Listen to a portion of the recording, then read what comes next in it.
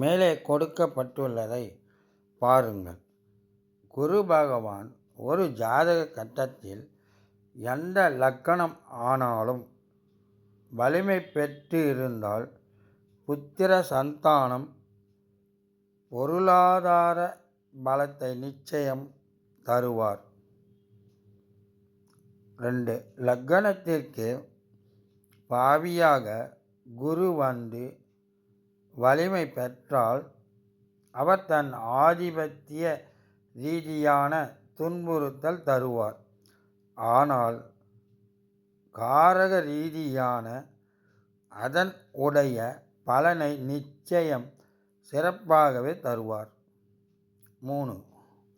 சுபத்தன்மை பெற்ற லக்கண சுபரின் தொடர்பு பெற்றால் குரு பகவான் குரு லக்கண பாவ அதிபதியும் சிறப்பானதாக மாறும் என்பதை தெரிந்து கொள்ளலாம்.